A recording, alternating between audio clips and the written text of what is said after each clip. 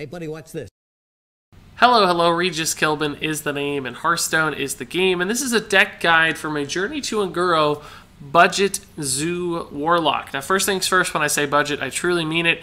It's actually been pretty difficult to build budget decks quite as cheaply as I'd like in the Journey to Unguro era. So instead of sticking to my previous 600 arcane dust limit, this deck has creeped up to 1,000 arcane dust to craft. That said, you're still going to be getting some really important cards for your collection, and it's not that expensive in the scheme of things, so hopefully it won't break anybody's bank while trying to assemble this deck. Now, this is a Zoo Warlock, which has been historically a very prominent archetype on the ranked ladder. Basically, since Hearthstone has began, there's been some version of this deck that's been popular and powerful.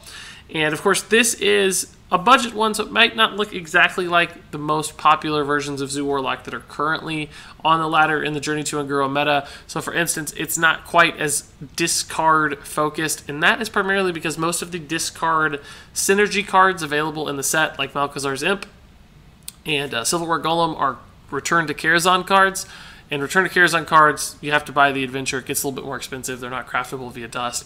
So this has to take a little bit more of a classic spin on Zoo, which is much more board-based and minion-based without some of the discard shenanigans. Of course, there will still be discard cards here, because that's just a function of the cards that Warlock has access to that are good in Zoo, but it's not about exploiting that synergy. It's just about getting minions onto the board early, leveraging that board presence to make really efficient trades, to control the board throughout the early game, and then eventually just establish such a wide board of stuff that your opponent simply can't handle it, and then you get to finish people off with big plays and even burst damage via Soulfire and Doomguard. So the classic Zoo narrative is in place with this deck exactly as you might expect. As far as the new Journey to Unguro cards that might be of interest to you in this list, up first is the Ravasaur Runt. This is a really effective 2-drop in this particular deck because you're so likely to get multiple minions out early in the game that often, even if you play this on turn 2 or 3 in the early game, you're still going to be able to adapt. And being able to adapt this minion is nuts because essentially you get like a 2/5 for 2 mana, which is a bundle of stats for Zoo, which it likes because then you can buff it and leverage its stats to make efficient trades. You can also make it a really aggressive minion that's 5 attack. You can give it Divine Shield. All the fun adapt stuff basically all works really nicely for Zoo. And the flexibility of the card and the control that you have over it makes it a really versatile minion in this list that can do a surprising amount of work. There's also the Devilsaur Egg. This is sort of a replication of the Nerubian Egg, which used to be a very popular card in Zoo during the Naxxramas era. And essentially this is just a lot of stats for a 3-drop if you're able to activate it by killing it. And this deck does have a few different ways that you can actually do that via Direwolf Alpha to make it attack into a minion, Defender of Argus to give it taunt, Shattered Sun Cleric to help it attack again, and especially this card, which is the next important Journey to Unguro card on this list, which is the Ravenous Pterodax. This guy is absolutely a terror and super efficient in this deck. Essentially, by trading or sacrificing a small minion on your board, you can make this guy adapt twice, which can turn him into a 4-mana 7/7. It can just make him super healthy. It can give him taunt. It can give him death rattle. Everything, again, as you'd expect from adapt. But the fact that you can do it twice makes him even more flexible and fit into even more specific situations to give you the perfect kinds of answers you need. And of course, this deck has a lot of cheap minions that you don't mind sacrificing, whether it's Possessed Villager tokens or even Murloc Tidehunter tokens, right? There's all kinds of cheap guys that you can sacrifice. Often you might not even mind sacrificing a Voidwalker, but the ultimate play is to actually kill the first half of your Devilsaur Egg, summoning a 5/5 basically for free, and then essentially getting the huge benefit off of the Ravenous Pterodax as well. So that's kind of the ultimate turn 3 into turn 4 with this deck, although there's still other activations for this card as well. And then finally, the only other Journey to Unguro card here is the Pterodax Hatchling. This one doesn't quite fit as nicely as the others and isn't really as powerful from a raw power standpoint, but it's still a good little card, and this list in particular needed a 3-drop. And this is a good enough one because adapt, again, of all the advantages there. So this would just fit nicely within the Arcane Dust limit of the deck, but also within the curve of the deck. So Those are the Journey to Ungoro pieces, complemented by a lot of familiar faces in Zoo. You might be surprised by a card like Murloc Tidehunter, but this is just a classic minion that's a basic minion, making it free to add to this list.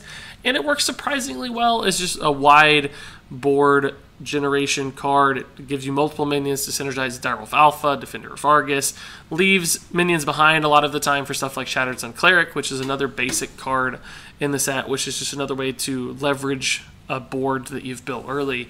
So all of these pieces play together to fit the Zoo mentality and the Zoo game plan, and frankly it works rather well despite being a budget deck. There aren't that many concessions being made for a budget in this deck. It actually has a lot of the stuff that you want to do and a lot of the cards that you'd want to play anyway. So all that said, let's go ahead and take this out onto the ranked ladder. Let's see this deck in action and show you just how good it can in fact be. Now, I should make a note that this is a deck that's not designed to be played at rank 5. This is a deck, as a budget deck, that's really made for people who are rank 25, rank 20, maybe rank 15 in fact. That's not the list, we're going to play this one.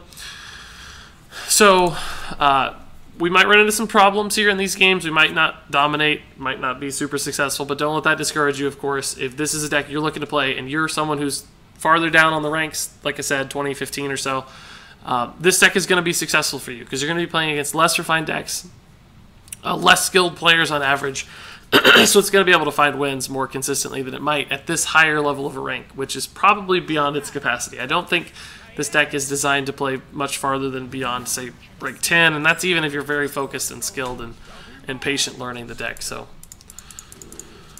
as far as the mulligan is concerned, you're typically going to look for your one-drop minions. Those are clearly things you want to get on the board quickly to get started, and you have quite a few. With the coin, you can also perhaps keep a 2-drop if it makes a lot of sense to play it. I think we're playing against a rogue. Well, I know we're playing against a rogue, but I think we're playing specifically against a quest rogue, which means that Mortal Coil might actually be good because it helps you kill like a Swashbuckler and Novice Engineer, those kinds of things. So I'm going to hold on to the one Mortal Coil here just to perhaps deny some of the bouncing effects that could activate his quest in the next couple turns, and hopefully we draw into like a Flame Imp to start, something like that. Coin Ravissar Runt is not very good, unfortunately, as a 2-drop, simply because we aren't going to have the other minions necessary to adapt this. So, as much as this play sucks, I think we might just go ahead and coin the Direwolf Alpha just to get some presence on the board, because I don't really want to waste a turn. The Ravissar Runt would still suck next turn, but maybe we could Mortal Coil into a 1-drop. We could just life tap if needed. This is very likely to survive. It might die to a backstab, but if you weapons, you can't deal with it. This is clearly not the kind of order you want to play this in, and this is actually a pretty terrible hand for this deck. We have a Doom card we don't need. Maybe we should have thrown back the Mortal Coil, but I think it's still going to be fairly valuable. Yeah, so the Mortal Coil, like I said, will in fact be good here. I just want to see a 1-drop alongside it. No such luck. We still have a chance here, but it doesn't... I'm just not feeling it, yeah. So now he gets to kill this with a weapon, which is fairly unfortunate. If it lives, we can Shattered Sun Cleric. If not, we'll play the Pterodax on curve. I mean, the Mortal Coil did save me a minion, basically. We were able to make the efficient trade instead of the inefficient trade here. This is just... We really needed to be ahead on the board. Something like a Voidwalker would have been so good to play.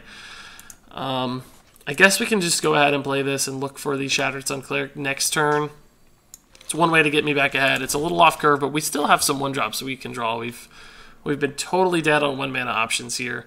And Shattered Sun Clericing this is going to make it trade pretty nicely into the Southsea deckhand. The real issue, of course, is that as soon as he completes the quest, we are, like, cooked. So we have to be careful here with the quest activations. He's at just 1 on basically all of these minions, except for Patches. So depending on what he has in hand here, we need to get rolling. We need to start taking the board and pushing some face damage to win this game before he just gets incredible quest value and we lose, right? So I still need a 1-drop to smooth out my curve. This has just been a very, very awkward hand for a deck that is almost all 1 and 2 drops. If you look at the curve, which we didn't really showcase in the deck part of the video, but the curve is basically like half 1 and 2 drops, I think.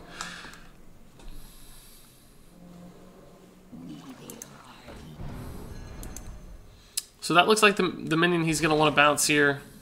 Just is totally fine. It's still no 1-drop. This is terribly unfortunate. We could actually just go ahead and play the Ravasaur Runt, I guess, on Curve with the Tidehunter here. That's alright, I think. We don't need to act. This is not going to die even if I activate it now, right? There's nothing to run it into to kill it. So I think we just go for the more stats on board play here. And let's see what we get to adapt into. Poisonous is not helpful. +1/+1 is probably the play here to help deny the trade from the Ferryman. I think that'll be fine. He can still kill it, of course, but it'll get more value if the trades happen.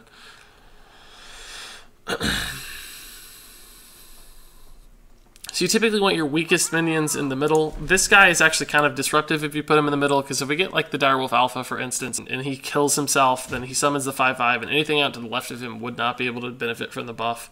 So these are the minions we'd want to throw away, for instance, making trades if we could. So this is really problematic. I think this puts him at 3, which means he's got to be very close to the... he might do it now with Shadow Step. And he's getting a lot of free damage too, which sucks. He's trading at least a little bit, it looks like. Doomguard is actually probably not the play here. I think we're going to end up buffing something with Shattered Sun Cleric.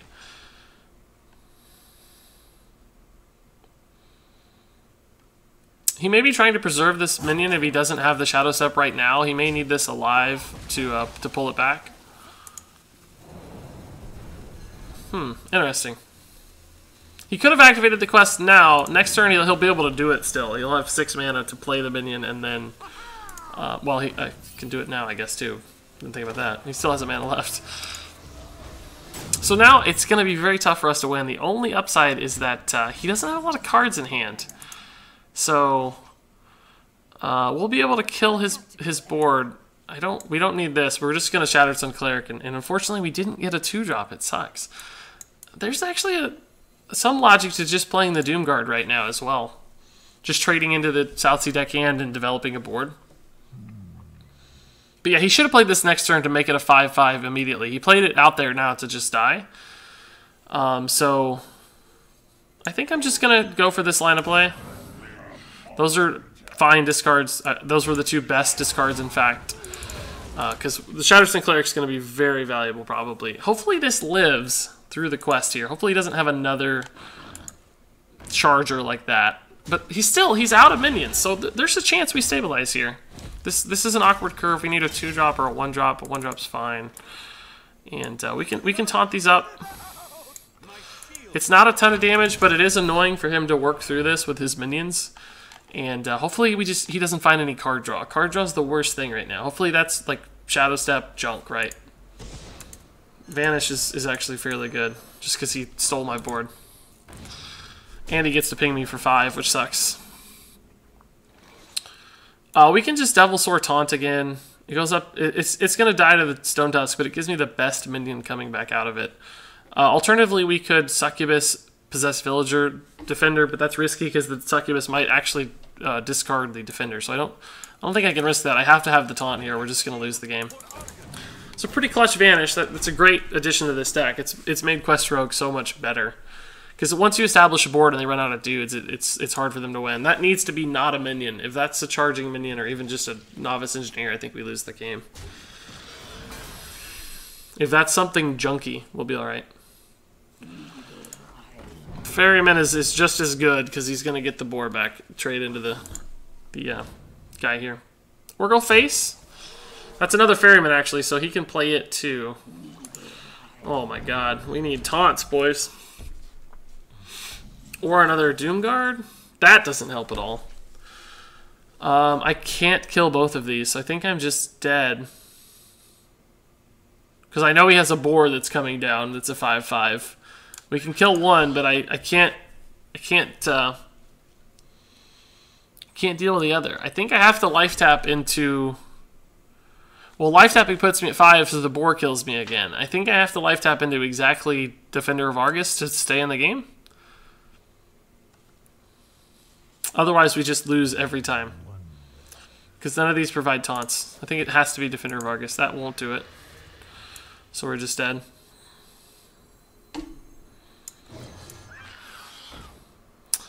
Just dead. Can't even kill this one.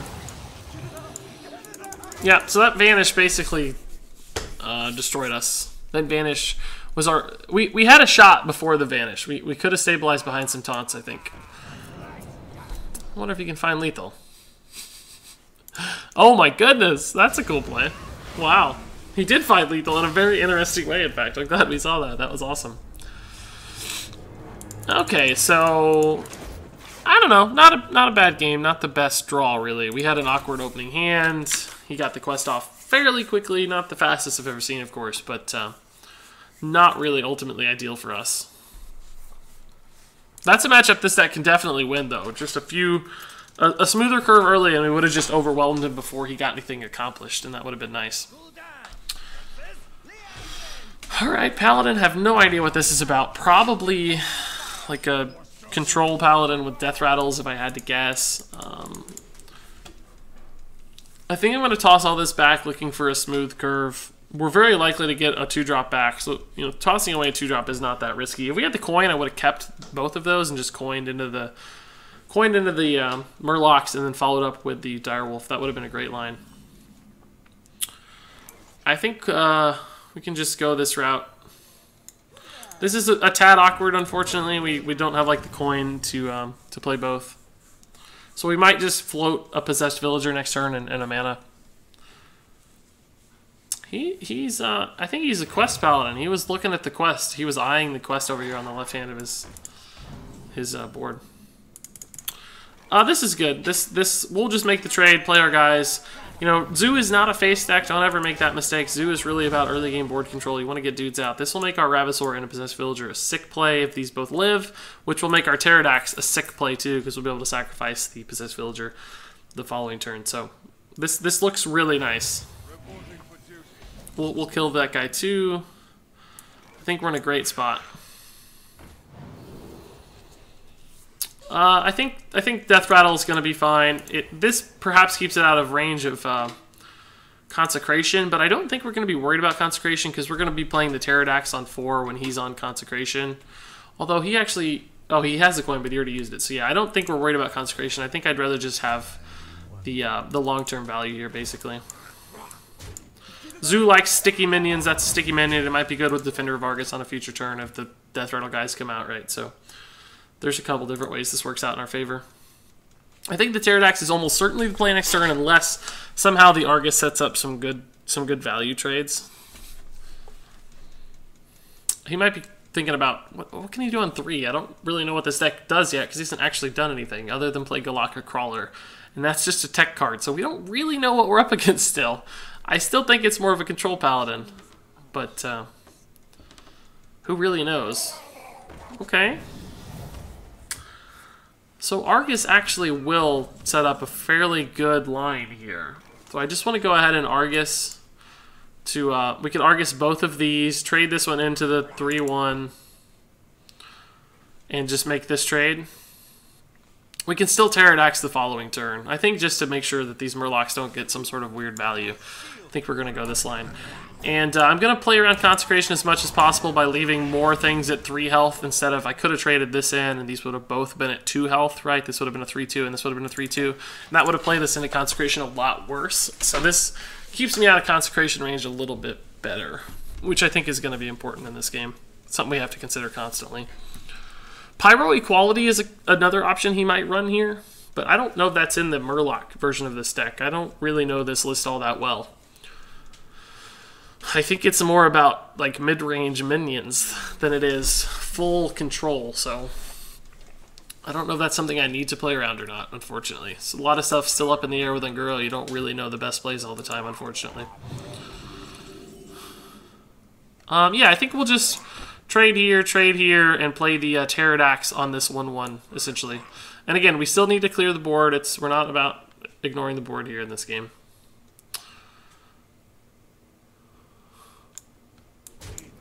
And we'll attack first, of course, to make sure we get the value out of it, and let's see what we get. Divine Shield's going to be pretty good against Paladin. And I guess we could go Spores again. Shrouding Mist I don't think is going to be necessary. We already have a taunt to protect this to some extent. So let's just go the Living Spores for the ultimate board protection against a board wipe. And we'll just play the minion, right? There's no reason not to that I can think of. There's no Brawl. There's maybe Mind Control Tech is a reason not to, but that would be insane. I haven't seen a Mind Control Tech since Journey to a Girl launched. So I think that's okay. We're quite ahead right now. We have 10 damage on board. He's already at 21. This guy has got an insane value, just ridiculous value, attacking every turn for 3. He's clearly got a lot of cards in hand, so I mean, we're not out of the woods. This game is not over by any means. I just don't know yet what he's all about still. Clearly got some Murloc buffing synergies happening. Probably got a Murloc War Leader sitting in hand he's thinking about. Yep. So he might, it looks like to me he's thinking about setting up like a Consecration play or something, but we can definitely play around it as much as possible. We'll trade both of these guys in because they're Consecration fodder anyway. Probably Life Tap and then Argus both of these. So let's Life Tap first to see what we get just in case it matters. Doesn't look relevant to me. We don't have lethal or anything, do we? 6, 8, 9, no, just 11 damage, so not even close to that yet.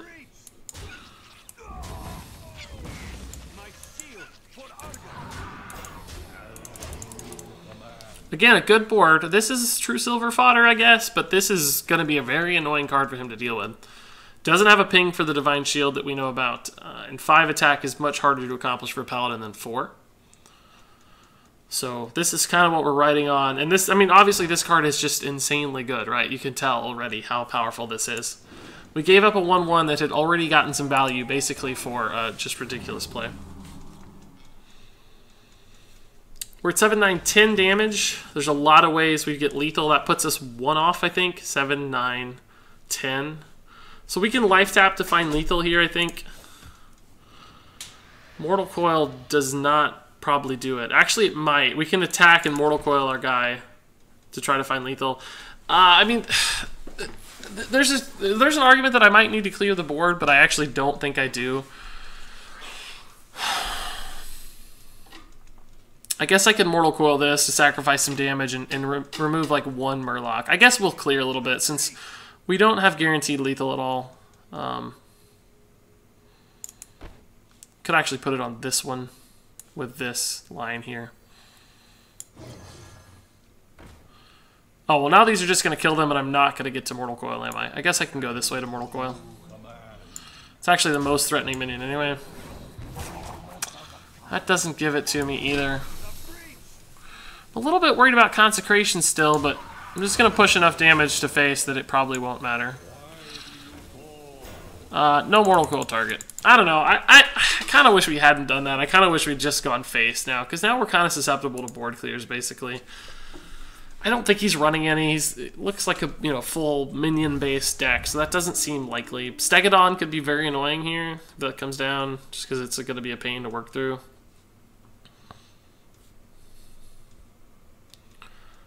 Or I guess the card actually would be Spike-Ridged Steed, not Stegodon. He does run Consecration, which is going to manhandle my board a little bit. Ugh. But I'm going to be able to push 5 to face. We're still in a good position to find lethal here. It doesn't give it to me. Let's try this. That doesn't give it to me either. Ugh, I can Life Tap and just go 5 or 6 to face. Let's Life Tap and see if we find it. No. Well, I mean, there's just no way we lose though, right? Like, the game it's got to be over at this point. What can he do with a 1-3 against this board? Second Consecration doesn't do enough. Consecration True Silver Trade doesn't even do enough because we summoned 2 1-1s out of this, right?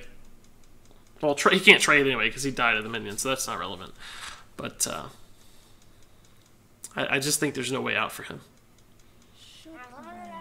I think we probably could have done this last turn by just going all face, but it's risky. Yeah, for instance, what if we'd left all those Murlocs up and he played the General Megasaur, right? We could have been in a tough spot because he might have given them all taunt or who knows what, right? Like, there's ways for that to fail, so clearing is always better in Zoo, in my opinion. We have so many damage outs in the deck, too, that we are likely to just end the game eventually off damage. So there you go. I mean, probably not the most optimized deck we just played against, but winning games at rank 5 with a 1,000 or less dust deck feels really good, guys. That's awesome. I'm sure you can see how well this deck works when it flies. Like, that was a great game. We had some cool stuff happening. Great boards. Smooth curve that time, finally. Hunter will be an interesting test. We definitely want good 1-drops here. We got to be pretty greedy in the mulligan, I think. Soulfire is not what we need. None of these cards are what we need, so we'll get rid of them all and try to find some good stuff. We want to get out ahead of this guy. Like, Voidwalker would be amazing on this. Yeah. Oh, wow. Okay. Okay. We're definitely going to double Voidwalker and then Ravasaur Runt on turn 2. It's not likely that he kills this. It's possible, though. It is possible if he plays a Crackling Razor Maw on 2 and gives it, like, +3 attack or whatever. That could definitely kill our Ravasaur Runt turn, but I'm still going to go for it. It'd be such a good play if it sticks. And he may not have that. He might play the Hyena instead, which would kind of be good for him, but it'd be a little bit annoying because he'd have to sacrifice minions without actually accomplishing anything. That's totally fine. I don't care about that at all. Oh, this is going to be a great Runt. Is Divine Shield going to be better, or is the +1/+1 going to be better? I think for now, +1/+1 is better, because it just helps me trade a little more efficiently. Like, I can trade into a 3-health thing, right? Divine Shield means I can only kill a 2-health thing. I leave a minion on board, but I think I'd rather just be able to kill more things. Because we're kind of in a defensive position, right? Like, we want to be defensive in this deck. Is there any reason to do... I don't know that these trades really matter too much. It looks like we're going to lose one of the Voidwalkers no matter what we do. So, I'll just take the bigger statted guy off the board sooner, just in case it's relevant, right? So Animal Companion could come down here, but there's not a great one. We're fine with all of it. We can actually just Runt Soulfire this. We're going to lose the Pterodax, but thankfully we got the other one, so we're still going to be in a good spot. Wind Fury, Taunt, or Stealth. None of those seem good. They all actually seem sort of bad here. I think I'm actually just going to take the Wind Fury. Might help me trade into 2 small guys, can just push some damage. Taunts aren't really going to matter. We have to board so firmly that I don't care about taunts.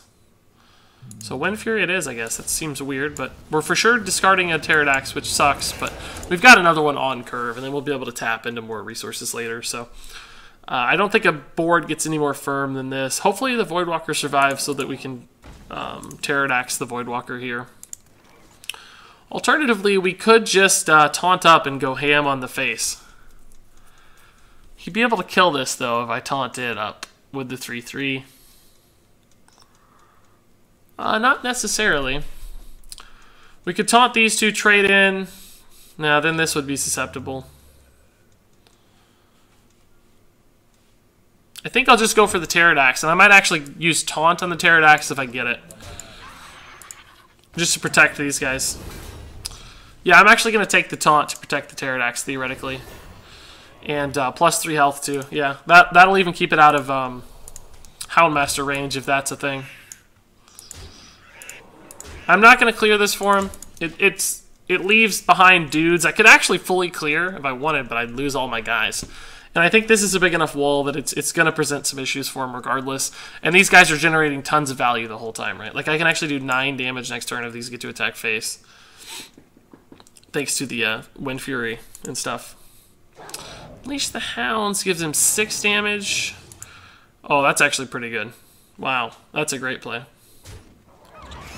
He sort of lost a little bit of damage there, but probably not relevant. He's going to be able to kill the Wind Fury here. That was a great play. I don't really like the taunt right now. I want to kill the Direwolf. I can tap Shattered Sun Cleric, but then he'll be able to kill this. But we'll be up a Shattered Sun Cleric, basically. Direwolf doesn't help me.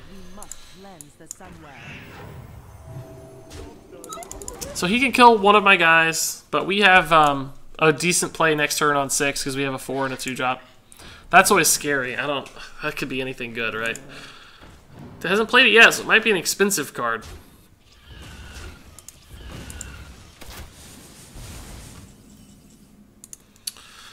And I just want a Mortal Coil instead of Defender. I'm definitely guaranteed to get something playable because nothing in our deck is over 5. I think I do.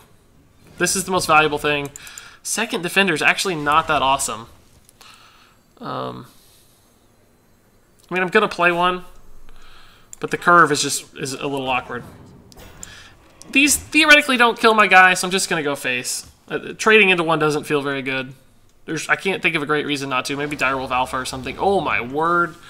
That's scary. I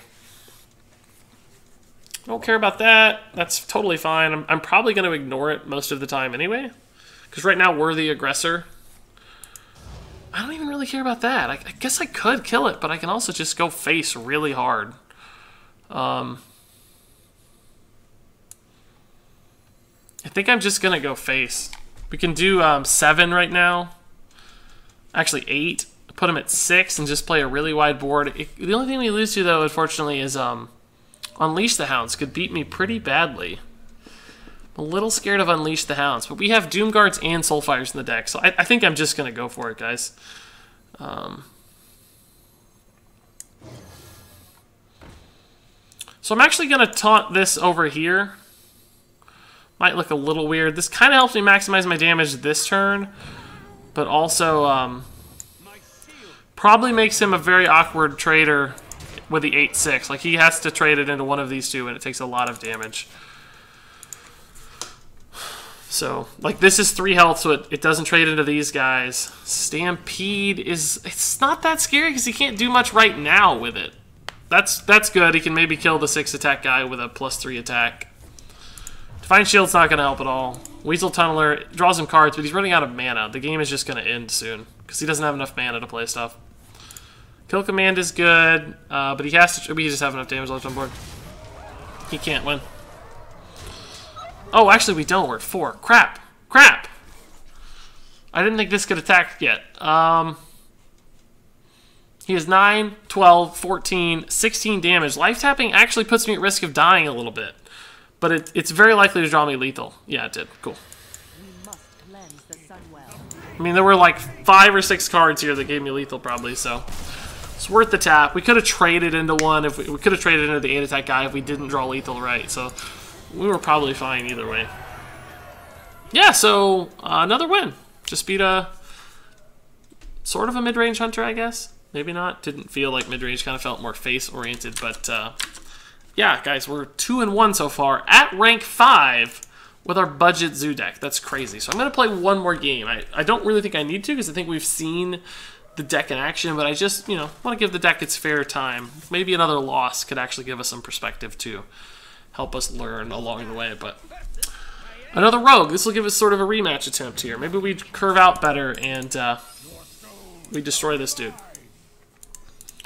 Kind of actually intrigued by keeping a Succubus. It could be a minion that's very big and hard for him to deal with because it's a 4-attack minion if it's Quest Rogue. So I'm going to keep 1 even though we don't have a 1-drop guarantee, and I think this is just good enough against Rogue that it's worth the keep. This is a pretty awkward hand, though. Soulfire does not help me at all. Oh, now the Succubus is actually bad because there's a chance we discard something really valuable, which sucks. So, I don't want to discard a Doomguard, for instance. Devilsaur Egg would be fine. Soulfire, I guess, would be better than Doomguard. But this is just another one of those really awkward hands here. Just going ahead and playing the Firefly. That would have been great last turn. Hopefully we discard not the Doomguard. Yeah, I don't know, that's the second worst. We can play the Devilsaur Egg on 3, but I don't really have anything to do with it yet, so.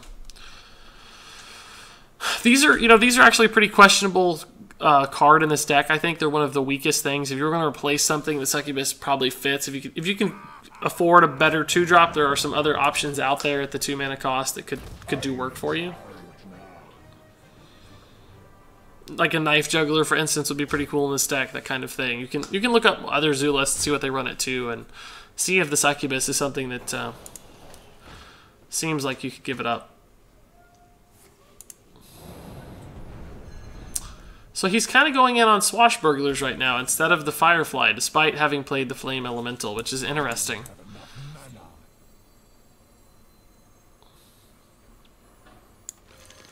If I trade here, he can just kill it, but I think I need to in case he Shadow Steps this and gets some more Flame Elementals. I don't think he'll want to trade in that way. He might, though. Who knows? But our hand is still incredibly awkward. Pterodax is MVP if we draw it. Just absolutely insane on this Devilsaur Egg. That's one thing we actually haven't seen as far as an interaction is concerned. Good news, Warlock cards he's getting off this are probably on average not that great, if I had to guess. Looks to me like he's going to trade here and leave that on the board, hoping to activate it a 4th time.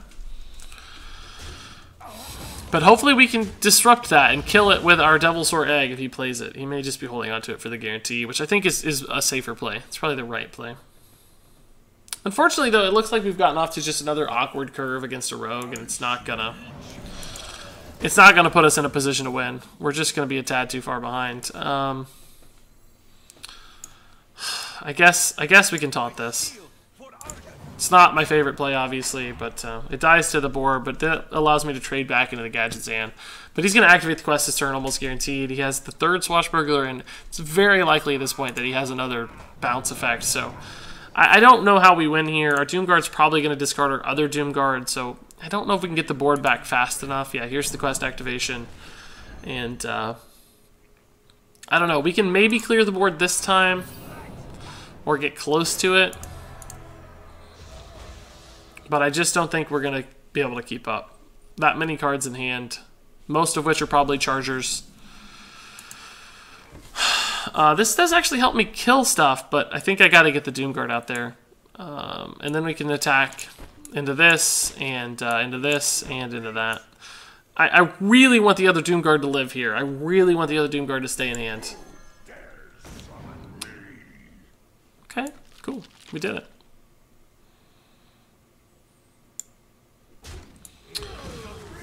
I know this looks like an unideal trade, but remember these are all 5/5 minions right now, so I guess this actually would have been just as efficient to kill as the 3/2, but now that I think about it, since they're all 5/5s, it didn't really matter.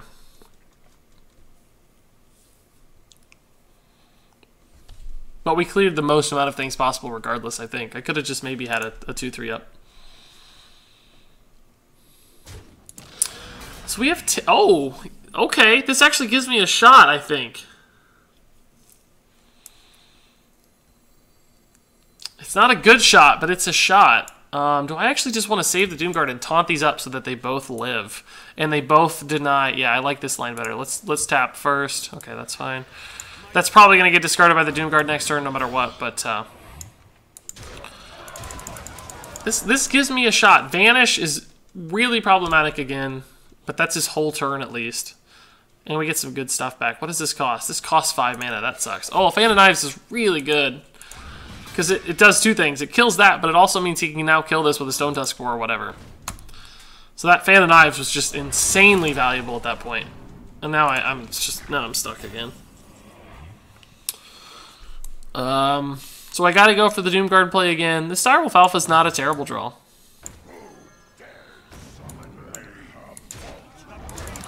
I'm just going to be playing from behind for so long here. I just don't think we're going to find the damage to win. We've already played both Doomguards. I think we discarded a Soulfire even. So we don't have any burst left in the deck, and his minion allocation, or his minion accumulation is going to be higher than my minion accumulation. So I think we're just going to fall behind here. I think we maybe made a mistake keeping the 2-drop. We should have really went greedy for the ultimate on-curve, like 1, 2, 3, 4 kind of thing, but...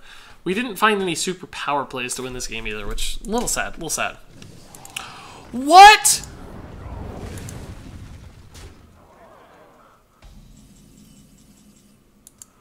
Well, I didn't play around that, I gotta be honest with you. So that's obviously game.